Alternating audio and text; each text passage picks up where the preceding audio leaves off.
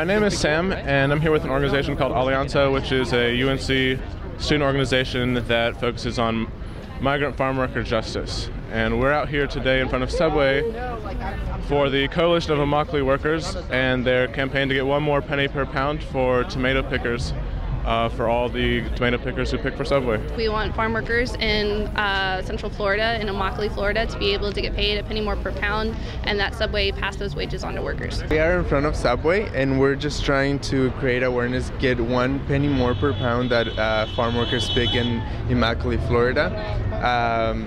And they have to 1 penny more will raise their wages at least for 60%.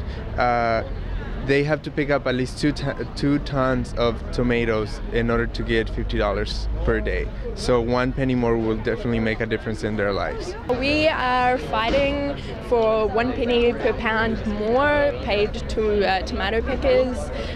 We've had, the campaign has had great successes in the past. I think Yum Foods, which has Taco Bell, and Long John Silver, a bunch of other brands under it, and also McDonald's, Burger King have all agreed to pay this additional penny per pound, which increases the wages of these farm workers by 60% with very little cost on the consumer. But Subway has yet to agree to this very small amount of money towards farm workers, so we're pressuring them to do that. This is our campaign, Subwage. They're getting underpaid, the farm workers, and instead of eating fresh, we're trying to avoid the theme where they're eating flesh because they're not paying enough. So that's why the gore. You can take a bite if you want. We are playing on Subway's brand image.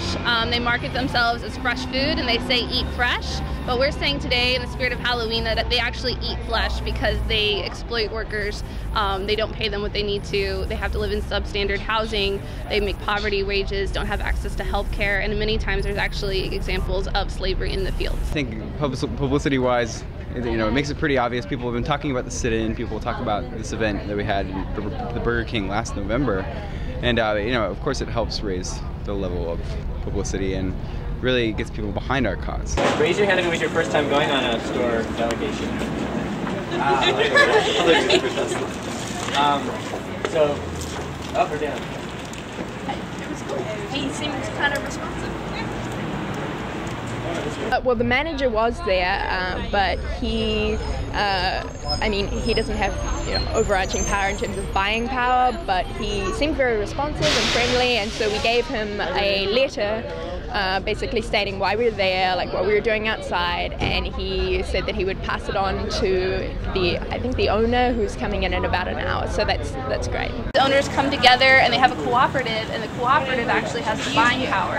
So when we influence individual owners of stores, we're really making a very important act because they're able to actually use their personal buying power instead of having to influence an entire corporation. So we're influencing individual owners. So that's really cool that he agreed to give it to the owner, and we'll get to hear about it. So it's great. I think if we push a little bit and stay, with the campaign, it will work.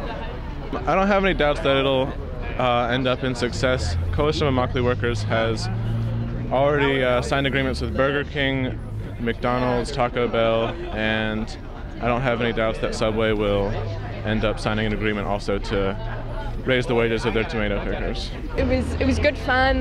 We talked to a lot of people, just brought the issue out there, and you can't ask for anything more, really.